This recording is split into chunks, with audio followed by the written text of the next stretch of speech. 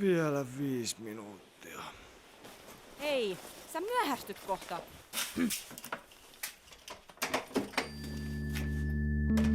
Torkuttajat. Kaupunkiradio.fi.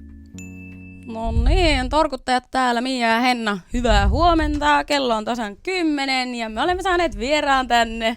Ihan. Niko Saarinen, tervetuloa. Ihanaa, toinen teistä on innoissa.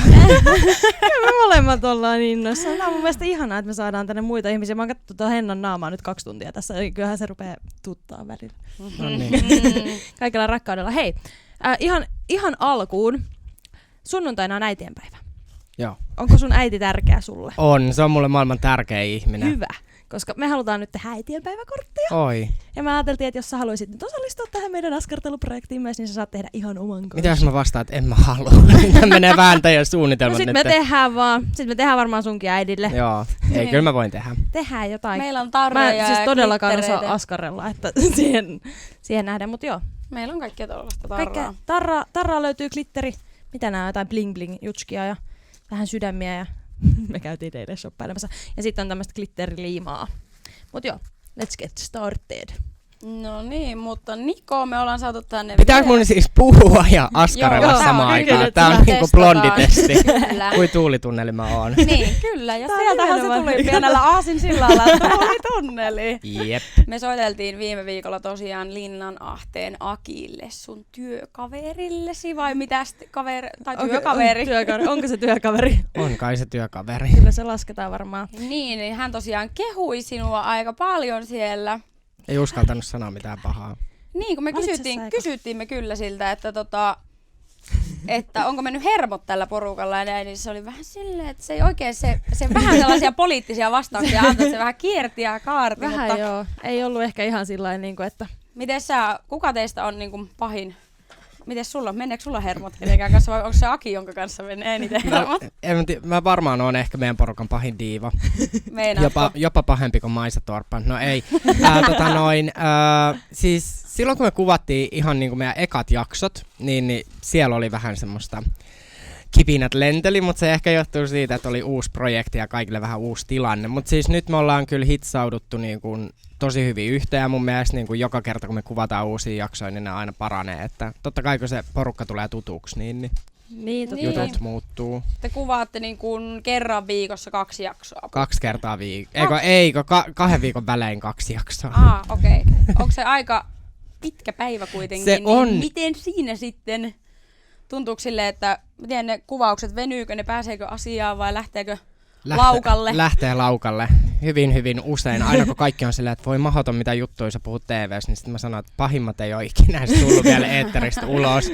Niin kyllä ne venyy. Siis ne päivät on tosi pitkiä. Me aloitellaan 11 aikaa aamupäivällä ja päästään 9 aikaa himaa, että on se Siellä silleen. koko päivä. Joo. Mä haluan tietää ihan niin kuin alun alkaen, miten sä päädyit mukaan tuohon Tuulitunneli-projektiin? No itse asiassa se on viime vuoden puolella oli niinku castingi, missä haastateltiin ja sitten kerrottiin toi idea. Sitten mä tiesin, että toi tuotantoyhtiö alkoi silloin tekee Possea.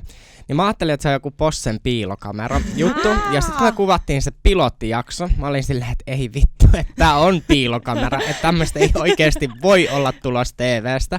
Mutta sitä oli kyllä hauska tehdä ja sit mä silleen vähän niinku päädyin siihen. Vähän sä mietit, että ei kukaan hullu tämmöistä nyt oikeasti niinku tekisi telkkarissa. Joo, Niin laittaisi, joo, että kyllä tää mä on pakko olla joku vitsi. Joo, kyllä mä vähän niin mietin. No mitäs sit kun sulle valkeni, että tää on nyt ihan oikee real deal, niin miten oot sä valmistautunut näihin kuvauksiin? Koska kyseessä on kuitenkin niinku periaatteessa tietovisa, että sunhan tarvii tietää asioista. En mä usko, että mun tarvii tietää, koska mä luulen, että ohjelman idea on just se, että antaa niinku spontaaneita vastauksia ja on silleen niinku, kyllä mä tiedän paljon asioista, mutta en mä aina tiedä niinku, sit taas toisaalta mä en tiedä, oisko se enää edes viihdyttävää, jos mä tietäisin Niin, oikean vastauksen. Plus onhan meillä, niinku, että jos me nyt tiedetään oikea vastaus, niin kyllä meidän pitää vähän niinku mehustella niinku väärillä vastauksilla ennen kuin me kerrotaan oikea vastaus. Se on viihdeohjelma, mutta en mä oo valmistautunut mitenkään. Eikö sulla ole joka viikko semmoisia trivial pursuit matseja kavereiden kanssa, missä sä vähän katselet, että mitä sieltä voisi tulla? Ei, kaikki mun kaverit nyt, tai niin kuin ei-kaveritkin haluaisi pelata munkaan Aliasta. Se on ollut niin hauskaa, kun mä selitän sanoja, mutta en mä oo kyllä harjoitellut mitenkään. Mun mielestä on niinku, aina niinku paras juttu syntyy aina silleen, että sitä ei harjoittele. Et tekee vaan niinku se, niinku, miten tilanne etenee, niin tulee paras tulos. Mennä vaan Joo. spontaanisti. Kyllä.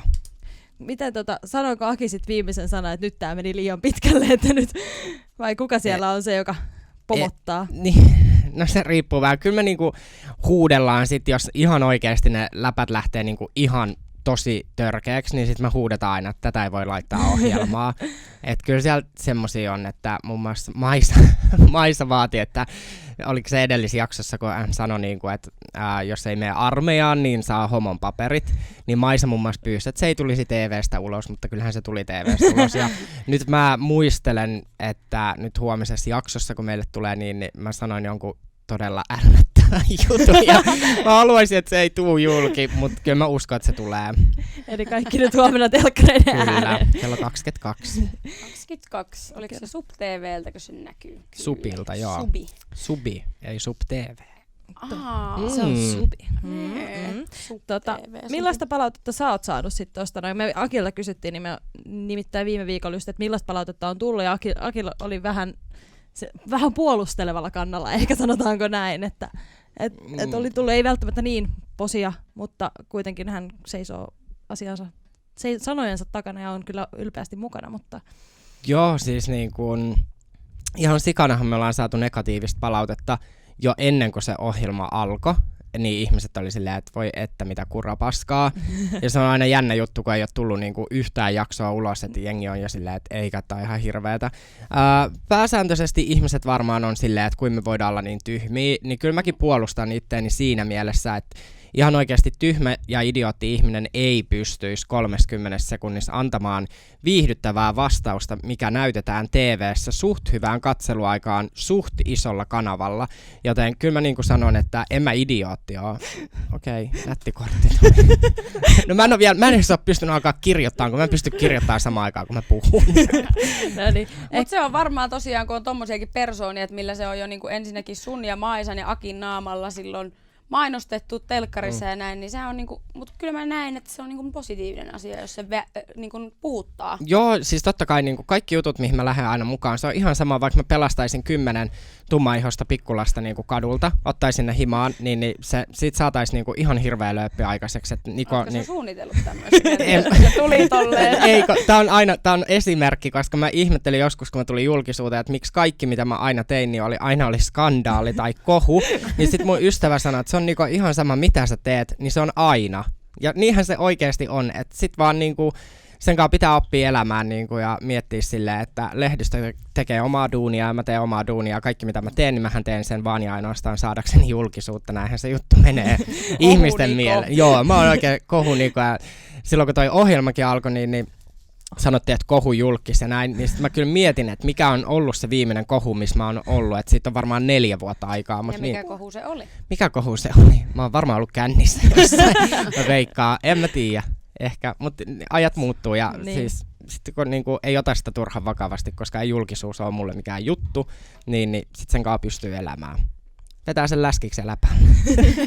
Nimenomaan. Sillä selviää useimmistakin tilanteista elämässä. Kyllä. Monesta tilanteesta selviää just läskillä ja läpäällä. No niin, ja tästäkin tulee nyt varmaan skandaali. Niko haukkui läskiksi ihmiset radioon. Varoppa vaan, kun lähdet pois täältä, niin heti alkaa kuulla sosiaalinen media huutaa. Mutta tässä välissä katkaistaan tämä ja annetaan Nikolle aikaa vähän askarrella tossa, niin kuunnellaan Stigin Lupasit et kelpaa näin biisi.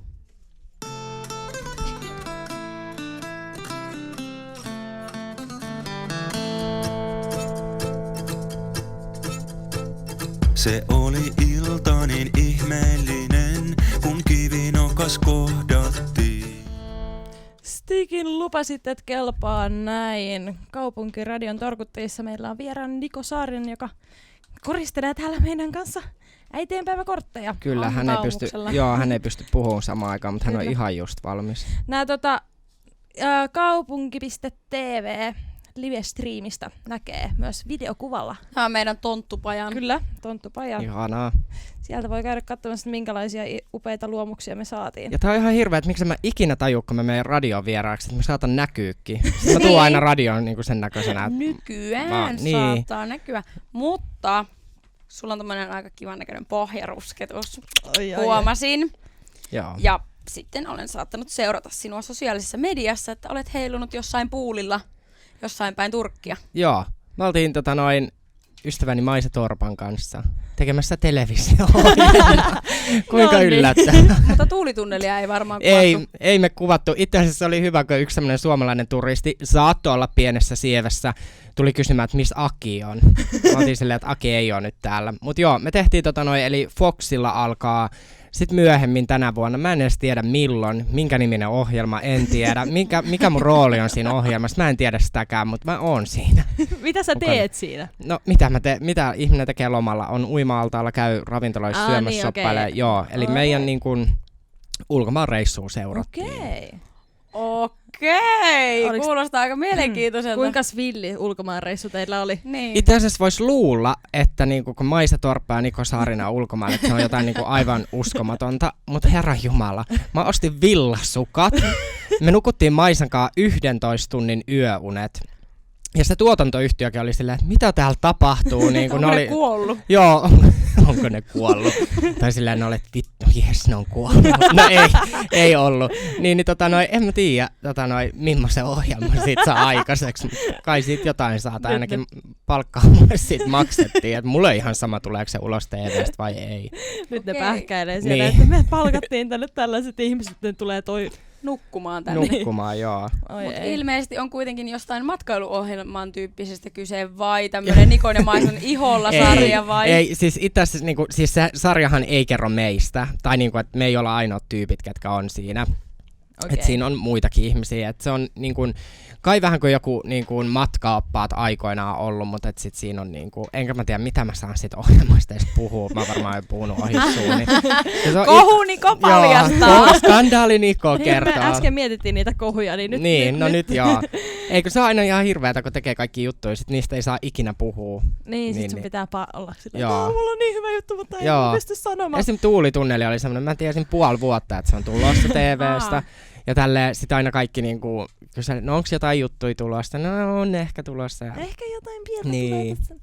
Kelle sä sitten pystyt niistä kertomaan? Et kellekään. Niille, jotka on siinä ohjelmassa mukana, niin sitten soittelet Ei. Maisalle, että Kohta se alkaa. Ei, kyllä mun äiti tietää aina kaikki, mitä mä teen. Ja sit on mulla semmonen niinku luottoporukka, ketkä Niin, tietää et- aina mun jutuista. Kenelle pystyy luottamaan, että he ei Joo. sitten välttämättä puhu eteenpäin niitä. Joo, mut sit jotain juttuja on semmosia, mitä mä en edes halua kertoa mun kavereille, että sit se tulee niillekin yllätyksenä, mut ei ne oikein, ne ei edes seuraa sarjoja, missä mä oon. Ihan hirveetä oikeesti, ne ei vaan niinku, ei niitä eikö ne kiinnosta. kestä katsoa sua telkkarissa Mä vai? luulen, että ne saa yliannostuksen musta niinku aina siviilissä, niin sitten vielä TV-Niko siihen päälle, niin se ei oo niitä juttu. Mutta meillä on ollut tänään päivän kysymyksenä tuo, että mihin Tosi-TV-sarjaan lähtisit, niin Niko Saarinen tällaisena Tosi-TV-konkarina, että mikä olisi sellainen Tosi-TV-sarja, mihin sä lähtisit, että olisiko se BB? Mä oon käynyt 3 kertaa siellä, ei ikinä koskaan milloinkaan. Mut on tosi paljon kysytty, että jos tulee All Star PP, että menisikö mä sinne, niin mä en menisi enää ikinä sinne, että se on niinku Se ihan on niinku selkeä. nyt. Se Mutta on siis nähty. onhan se vaan niinku pakko myöntää, että onhan sua niinku viihdyttävä katsoa, kun sä siellä telkkarissa. Mut mikä voisi olla semmonen? Itse asiassa mulla meni nyt, ihmiset aina luulee, että mä oon kaikessa mukana, mihin mua pyydetään. Mua pyydettiin yhteen sarjaan, mutta se niin mä en päässyt siihen sarjaan, koska mä omaan liian ison julkistatuksen. Ahaa. Et näinkin voi käydä näissä piireissä. Aika Niin, muista. joo, Oho. mut. Olisiko sitten joku ihan uusi sarja, joku mitä ei ole keksitty vielä? Tai... Niin, se voisi olla. En mä tiedä, lähtisikö mä mihinkään reality-sarjaan nyt. Tai no herra jumala, mä oon just yhden kuvannut. niinku, toi tämmönen niinku, mikä voisi olla joku. Mä en lähtis mihinkään iholla tyyliseen sarjaan tai mihinkään tämmöiseen. Mua on pyydetty sen tyyliseen sarjaan, mistä mä kieltäydyin, koska... Onko sua pyydetty fitnesspäiväkirjoihin? Joo, näytäks mä siltä? Nyt mä otan sakset käteen. Okei, takavarikoidaan Joo. sakset. Ei, niin en mä lähtisi, kun mä haluan vähän erottaa niinku semmoisen yksityiselämä-Nikon ja TV-Nikon, niin. Tälleen, mutta kieltämättä totta kai niinku, mun mielestä on niinku tosi paljon hauskoja formaatteja. Esim. Alaston Eeva etsii Aatami. Mikä se on? Eeva etsii... Aatami etsii Eeva. Joo. Tällainen. Joo, Aadam. Joo. niin se on mun mielestä ihan hauska formaatti.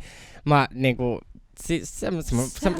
voisin lähteä semmoinen. Se vaatii tosi paljon mun mielestä rohkeutta lähteä. Niin vaatii. Ihan niinku, mä en vois lähteä, en missään nimessä. Nakkena etsimään itselle Niin. Aatamia. Ei pystyisi. Mut no joo. Mikä on sun mielestä ollut sun sellainen siistein projekti, missä sä oot päässyt olemaan mukana? Mikä on ollut silleen, että wow, tällaistakin Mä luulen, että jokainen juttu, mihin lähtee mukaan, niin syy, miksi sä oot siinä jutussa, niin sillä hetkellä se tuntuu niinku siistiltä.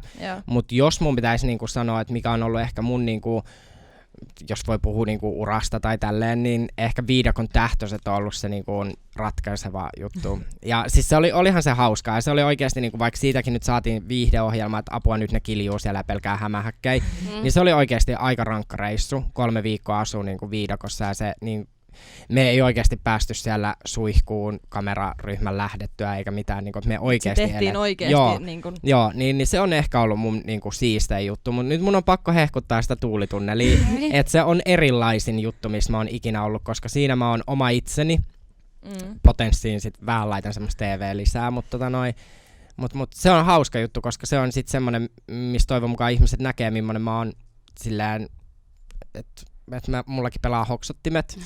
Tai tällä jotenkin, että mä saan olla siinä, niin kuin improvisoida, olla oma itteni ja niin kuin ns. Käsikirjoittaa koko ajan sitä ohjelmaa, koska sehän etenee niin kuin me halutaan sen etenevän. Niin sit se on kyllä tosi paljon poikinut mulle uusia juttuja nyt, niin kuin, että ihmiset haluaa mua... Niin, ehkä se on semmoinen askel eteenpäin sieltä, tosi TV. Niin, mä en ole enää tosi TV, vaan mä oon niin varten otettava panelisti. Kyllä. Ammattilainen. Kohta sä lähdet vetämään jotenkin uutisvuotoa. Joo. Siihen on vielä pitkä matka, että mä pääsen Yle-ohjelmiin. Mutta minkälaista, niinku, saat sä niinku ihmisiltä palautetta, saatko sä niinku välitöntä palautetta tälleen näin face to face, vai onko se sitten enemmän netissä kirjoittelua? Sekä että. Nyt mun on pakko olla tosi törkeä, mutta mä en niinku yhtään tykkäisi, että ihmiset tulee mulle kadulla puhumaan. Ja mä en haluaisi olla niinku yhdessäkään valokuvassa ihmisten kanssa. Että se on vähän semmoinen, että mä haluaisin, että mulla olisi semmoinen on-off-nappula, että nyt mä oon on, kun mä oon niinku periaatteessa julkisesti tässä, että multa voi kysyä, mutta sitten kun mä lähden tästä niinku haastattelusta bussiin, niin mä haluaisin, että ihmiset ei kattoisi mua, ei niinku puhuisi mulle, ei edes hymyilisi mulle, mulla tulee joku ihmispelko, kun mä liikun tuolla, mutta mä saan tosi paljon palautetta ja sehän on niinku ihan vaan hyvä juttu, mutta en mä niitä ota mitenkään silleen liian henkilökohtaisesti, enkä mä elää niitten kanssa. Jonkun mielestä sä oot ihan sikahauska, jonkun mielestä ihan sikatyhmä, se on jonkun ihmisen mielipide, mutta sit jos mä alan liikaa niin kuin miettimään niitä, niin sitten se sekoittaa vaan mun pään. Kyllä. Toi kuulostaa tosi terveeltä, tiedätkö, lähtökohtaisesti se, että älä mieti liikaa, että anna olla vaan ja niin kuin, ota vastaan ne, mitä tulee. Niin kuin. Ja totta kai niin kuin positiivinenhan on aina kiva kuitenkin varmaan. On, joo.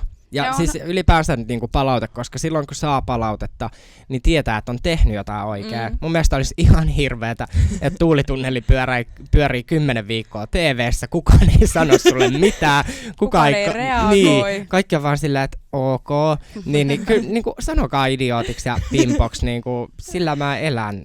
Tai niinku, eihän TV-tähän tehdään ihmisille, ja niin kauan kuin ihmiset kommentoi niitä juttuja, niin kauan ne jutut jatkuu. Ja kyllä mä ainakin koen, että jotenkin tuulitunnelissa nimenomaan sun rooli on jotenkin tosi tärkeässä, tai mun mielestä se on hauska osuus siitä just nimenomaan, että siellä on semmoinen vähän ehkä bimbon oloinen, mutta ei kuitenkaan, siis en tarkoita tätä millään pahalla, vaan että siis nimenomaan just semmoinen, että näytetään ihmisille, että se on ihan ok, jos et sä niinku tiedät tätä asiaa, mutta ota se huumorilla ja ota se niinku hyvällä tavalla, niin se on mun mielestä hauskaa. Niinpä, ja sitten, niin.